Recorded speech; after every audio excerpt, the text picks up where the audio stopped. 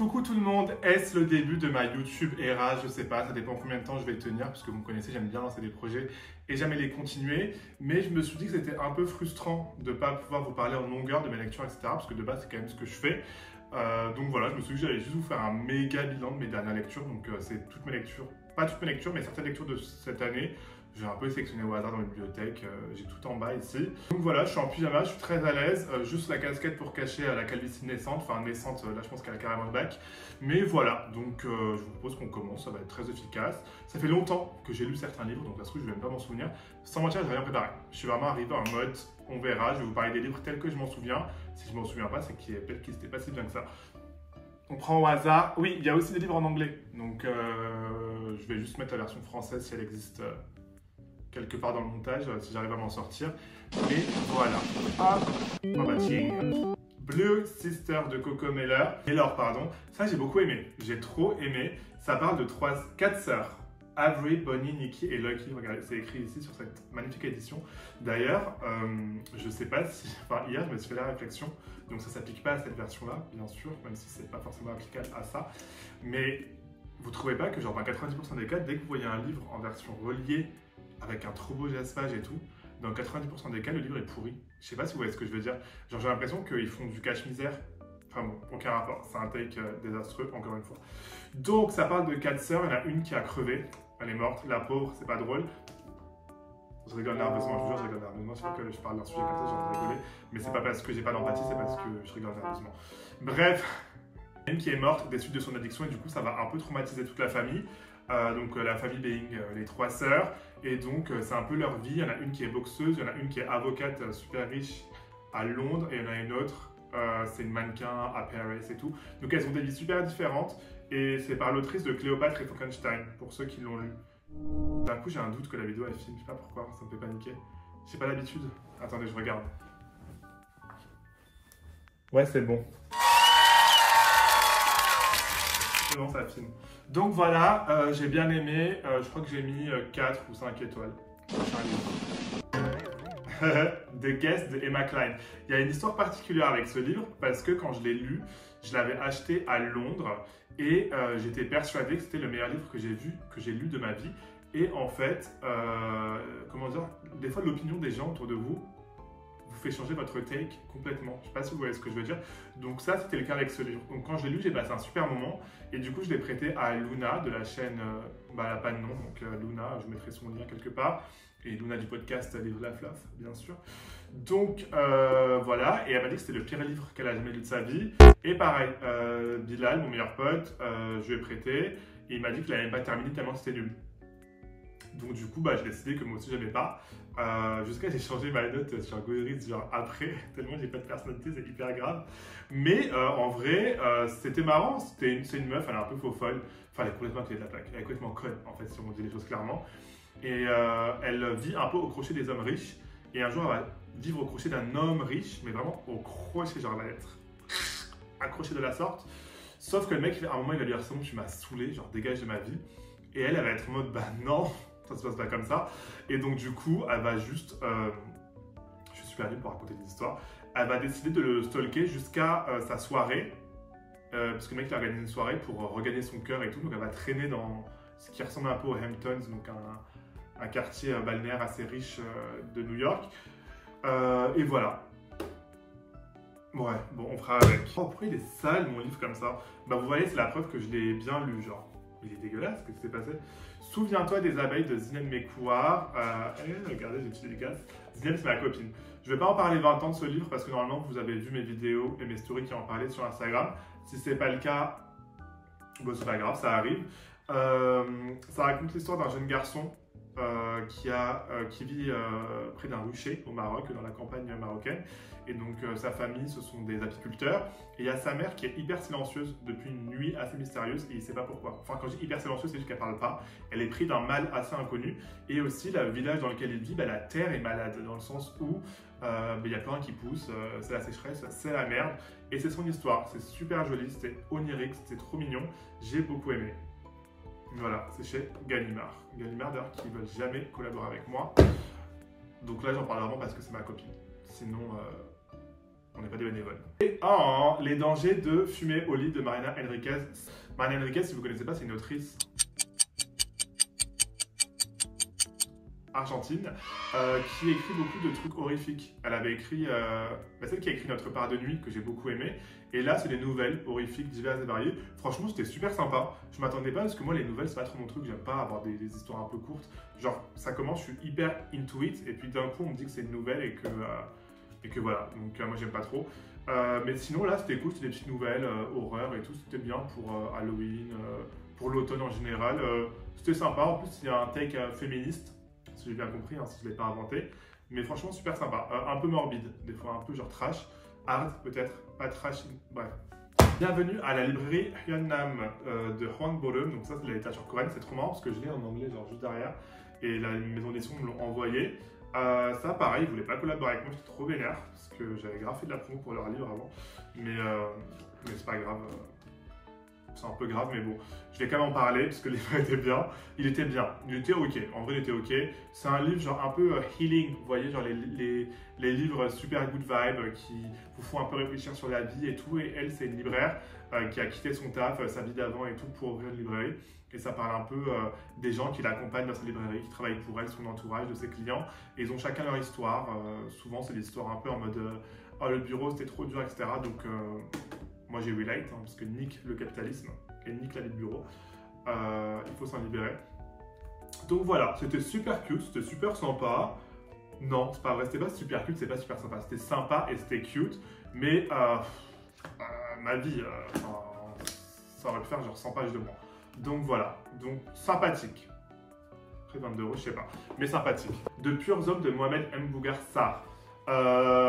Désolé si j'ai écorché son nom, ça c'est ma voisine qui me l'a prêté, je hurle. Je sais pas pourquoi j'ai fait ça. C'était super bien. Je l'ai lu en allant au Maroc dans l'avion, je l'ai lu genre d'une traite. Marqué page. Il était là, je le cherchais. Trop bien. Ça raconte l'histoire d'une vidéo virale qui est sortie au Canada, n'importe quoi, au Sénégal. Et c'est une vidéo d'un, attention, trigger warning, d'un homme homosexuel qui se fait déterrer. Parce qu'il a été enterré dans un cimetière musulman et les gens ils sont en mode ah bah non, t'es pas enterré avec nous parce que tu es un homosexuel. Et donc voilà, et donc c'est très traumatisant. Et il y a un professeur qui voit ça, qui voit cette vidéo et qui ça chamboule totalement sa vie. Et il va partir à la quête de rencontrer la famille de ce monsieur et ça va vraiment poser des questions profondes en lui. Parce que de base, lui, c'est un professeur sénégalais et bien qu'il soit assez ouvert d'esprit, il a quand même des préjugés. On s'en rend compte dès le début du livre. Et donc, du coup, c'est un peu son chemin vers la tolérance, si j'ose dire. Très bien, très touchant, un peu difficile, pas pour tout le monde. Le pain nu de Mohamed Choukri. Alors voilà. Ah oui, c'était bien, c'était un mec qui est dans le Maroc dans les années 40 qui raconte sa vie. Et il a une vie un peu rocambolesque, genre... J'ai la flemme d'en parler, mais il était bien. La librairie du Caire de Nadia Wassef. Alors ça aussi, un peu bizarre. En gros, je l'ai commencé, je l'ai lu même, et j'étais en mode ah c'est bien, et puis au milieu, genre j'étais en mode elle est en train de me saouler sérieusement cette meuf. En gros, Nadia Wassef c'est une vraie personne, donc je suis désolé si tu passes par là, je pense pas, il n'y a aucune raison que tu passes par là, mais si tu passes par là, tu m'as saoulé. En gros, c'est une meuf, c'est une meuf qui a ouvert la première librairie, vraiment vraie librairie, grosse librairie, genre un peu à l'occidental au Caire, donc ça c'est un slate intersidéral. Et puis, c'est devenu une businesswoman, quoi. Genre, elle a ouvert plusieurs succursales et tout. Bref, elle aide ça. Sauf que moi, j'aurais pas aimé la voir en tant que boss. En gros, au milieu du livre, des fois, elle est en mode j'ai cramé que mes employés, je les soupçonnais de voler. Du coup, j'ai mis des caméras en forme de stylo dans leur bureau. Quoi? Genre, elle est trop méchante. Genre, elle est vraiment en mode. Et souvent, elle est en mode ah, les pauvres, moi je suis riche, ça me dégoûte un peu ces pauvres, mais ils me font trop mal au cœur. Je caricature, mais c'est un peu son take de temps en temps, et du coup, je vous cache pas que ça m'a refroidi, parce que en gros, genre, félicitations, t'es une femme et t'as ouvert ta librairie, mais je sais pas si ça donne l'autorisation d'être un peu une manager abusive, si je peux me permettre. Peut-être que c'est moi qui suis sensible parce que, vu que le capitalisme, mais elle m'a un peu saoulé, si je peux me permettre. Histoire intéressante, parce qu'elle est vraie, mais est-ce que je vous le conseille? Je crois que non, parce que moi, elle m'a saoulé. Le processus de tendresse de Thomas Louis, j'ai bien aimé. Je sais même pas si... Franchement, non, Thomas Louis, je l'aime bien, donc je vais faire la promo. Mais Plomb, je vous retiens, et vous savez pourquoi. Donc voilà, mais c'était super sympa, c'est une petite romance entre deux garçons. Il y en a un, c'est un journaliste de nourriture, En tout cas, il veut l'être. Et l'autre, n'importe quoi. Oui, c'est ça. Et l'autre, c'est un chef étoilé. Voilà. Et ils se rencontrent à un festival de nourriture ou je sais pas quoi. Et ils ont une relation d'amour. Sauf qu'il y en a un, oui, voilà, c'est ça qui est important, c'est qu'il y en a un, il est marié. Et il a une enfant, une gosse, je crois. Ouais, il a une fille. Donc c'est un peu tendax. Et franchement, ça se lit super vite. Et ça fait plaisir que Plomb publie ce genre de choses. Parce que je vous rappelle que Plomb, il y a encore quelques mois, c'était tenu par une meuf d'extrême droite qui foutait Zemmour et tout à toutes les sauces dans tous ses livres. Enfin bref, c'est pas le sujet. Donc voilà, donc Plomb m'avait bien saoulé, mais c'est pas mal. Propre, Robert Laffont. Vous aussi m'avez saoulé, vous voulez jamais collaborer avec moi. Mais c'était très bien, c'était super bien. C'est de Alia Trabuco-Zeran. En gros, c'est la femme de ménage, mais en bien. Voilà, je sais que vous êtes tous à fond sur la femme de ménage en ce moment. J'ai trouvé ça bien, mais à un moment, il faut vous calmer 2 secondes. Genre, c'est pas le livre de l'année. Moi, enfin, c'était hyper prévisible et je sais pas si c'est la traduction ou pas, mais j'ai pas trouvé ça aussi bien écrit que ça. Désolé si je parle vite, by the way, c'est que je suis stressé parce que j'ai pas l'habitude de me filmer en longueur comme ça. Et en plus, je me vois pas à la caméra. Et donc, à tout moment, je me dis que peut-être que ça filme pas ou que mon micro il marche pas et que quand je vais regarder la caméra, j'aurais fait tout ça pour rien. Et si c'est le cas, je ne retournerai même pas la vidéo parce que je n'ai pas que ça à faire et ça m'aura gâché ma vie. Voilà. Donc, il y a une gosse qui meurt. Je me souviens plus, c'est longtemps que je l'ai lu, mais il était bien, je vous promets. Mais qu'est-ce qu'il raconte le résumé? Ça n'a aucun rapport. C'est une femme de ménage. C'est une femme de ménage dans une maison de riches. Et il y a une fille, la petite fille qui meurt. On apprend qu'elle meurt. En tout cas, dès le début, on sait qu'elle meurt. Et on veut savoir pourquoi. C'est un petit thriller, enquête. C'est pas enquête, c'est un petit thriller. Franchement, c'est bien, ça soulève plein de questions, notamment les questions de classe et tout. Je vous l'ai mal vendu, mais je vous promets qu'il est bien. En plus, belle couverture, voilà. Ça va. Propre, pardon. Vie, martyr de Kaveh Akbar. Alors ça, c'est un de mes coups de cœur de l'année. Ça raconte l'histoire de Cyrus Shams, qui est un Iranien, il est né en Iran, mais il est venu très très très jeune aux États-Unis, suite au décès de sa mère qui est morte lors d'un vol Iran Air qui a été par les États-Unis, parce qu'ils ne peuvent pas s'empêcher de gâcher la vie du Moyen-Orient, quitte en plus à bombarder des avions de civils, c'est aucun rapport. Enfin bref, c'est pas la question, enfin si c'est un peu la question, du coup c'est un peu le sujet du livre. Et donc ce monsieur qui approche la trentaine, il est étudiant, mais il a aussi plein de traumas dans la vie. Du coup, il ressort d'une grosse addiction à l'alcool et à la drogue. Et il va essayer de se remettre sur selle. Et il a une nouvelle obsession, c'est le concept de martyr. Et du coup, il va décider d'écrire un recueil de poèmes ou un livre à ce sujet. Et ça va le mener à la rencontre d'une femme iranienne aussi, qui fait une exposition dans un musée new-yorkais. En gros, elle est mourante et les gens peuvent venir la voir et lui poser toutes les questions qu'ils veulent. Voilà, il va la rencontrer, ça va chambouler sa vie, on va avoir des POV différents sur l'histoire de sa famille, de sa propre histoire. J'en ai beaucoup appris sur l'histoire iranienne en plus, c'était super sympa. Et il est gay en plus, donc j'ai eu c'est trop bien. J'aime trop les gays. Parce que je suis gay, by the way. Bélise, que j'ai trop aimé, c'est un de mes coups de cœur de l'été. Ça raconte l'histoire d'un couple qui, de base, quand ils se rencontrent, c'est 2 jeunes garçons. Et il y en a un dans le couple qui se rend compte en fait qu'il se sent qu'il est né dans le mauvais corps et qu'il est une femme. Pardon, et donc qui va entamer sa transition, et forcément dans le couple, le mec il avait signé pour être avec un mec, entre guillemets, donc ça va poser un peu de problème, mais c'est une très très belle histoire justement, moi ça m'a beaucoup appris sur la transidentité notamment, j'en suis ressorti très grandi de cette lecture, donc je vous le conseille, c'est une belle histoire, malheureusement il est extrait en anglais, donc si vous ne lisez pas anglais, bah tant pis pour vous, je suis désolé. Désolé. Ah c'était nul à chier ça. Tom Lake de Anne Patchett, c'était nul à chier, je l'ai pas fini. C'était pas nul à chier, mais je me suis fait chier quoi. Je sais pas de quoi ça parle, j'ai pas trop compris le take. Enfin si, ça raconte l'histoire d'une mère de famille qui raconte à ses filles comment elle a rencontré son ex-copain qui est maintenant devenu une star. Peut-être que je l'ai lu au mauvais moment. Je sais pas, en tout cas moi, voilà, ça m'en a touché une sans faire secouer l'autre. Voilà, j'ai rien d'autre à dire dessus malheureusement. Sea Change de Dina Chang, pareil, ça m'en a touché une sans faire bouger l'autre. C'est une meuf qui travaille dans un aquarium et qui est super pote avec une pieuvre. Et la pieuvre, on lui annonce qu'elle va devoir partir dans l'aquarium d'un riche. Et voilà, c'est un peu l'histoire. Donc sa vie elle est un peu chaotique. Son mec, il va sur Mars. Sa meilleure amie, elle veut plus lui parler. Et voilà. c'était nul en fait, vraiment c'était nul. Je suis désolé de vous le dire, c'était nul, j'ai pas trop aimé. Il y avait du potentiel, c'était pas mal écrit, c'était funny et tout, mais j'ai hâte de voir ce qu'elle a à proposer d'autre.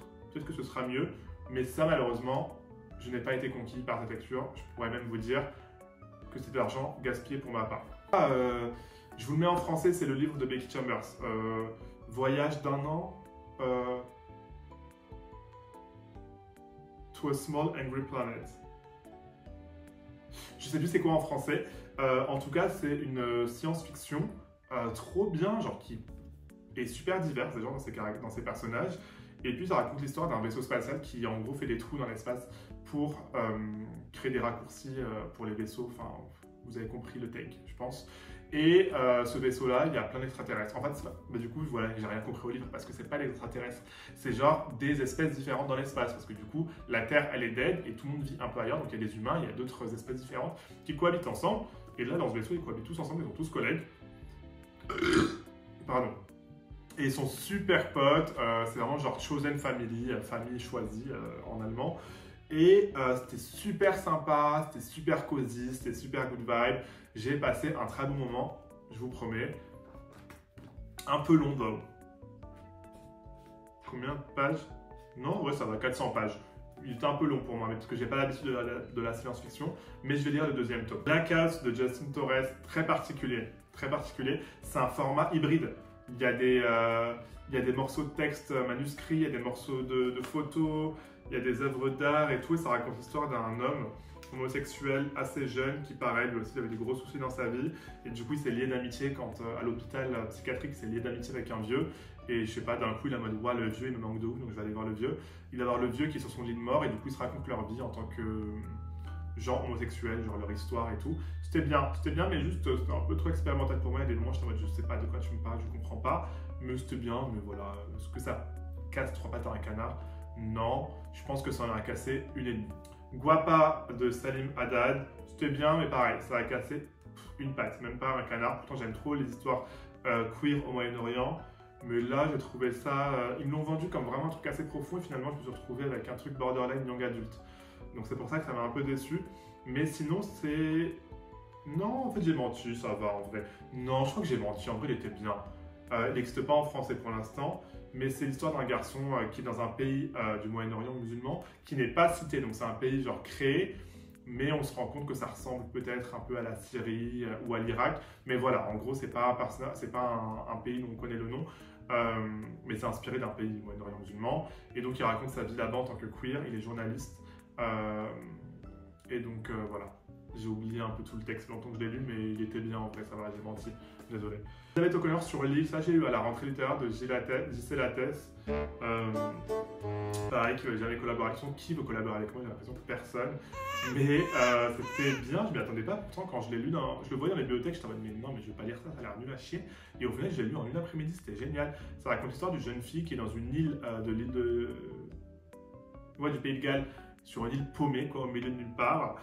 Et la vie d'une meuf d'une île paumée, quoi. Une vie, je dirais pas très intéressante, mais pas très palpitante.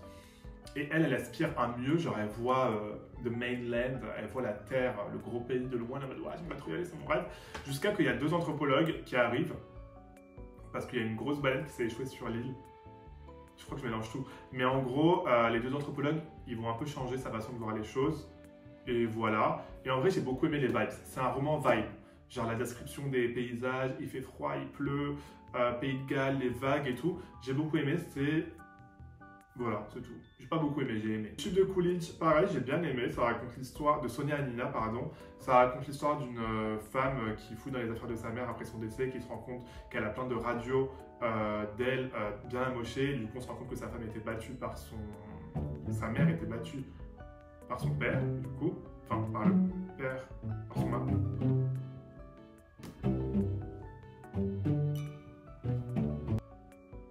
En trouvant un jour des radiographies de sa mère, Mona découvre l'étendue de ses souffrances. Ces clichés l'obsèdent au point de l'obliger à se confronter à son histoire, celle de Yacine, son père, immigré tunisien bousculé dans la France des années 60, et celle de Jeanne, sa mère, démunie face à la chute de son mari et à sa violence. Voilà, en gros c'était ça, et c'était super bien, et c'était super triste par contre, et trigger warning, violence conjugale. Moi, ça m'a traumatisé un peu. Bastion des larmes d'Abdel Attaya. J'ai fait une interview, j'ai fait un article, j'ai fait un post, j'ai fait des stories. Voilà. Mais vraiment, il faut juste aller voir ce que je fais. Mais c'était super bien. Abdel Attaya, je l'adore. Ça parle de sa vie au Maroc quand il est homosexuel. Enfin, il est toujours homosexuel, mais en tant qu'homosexuel au Maroc. C'est la fin de la vidéo. Je commence vraiment à avoir mal à la tête et plus savoir quoi dire.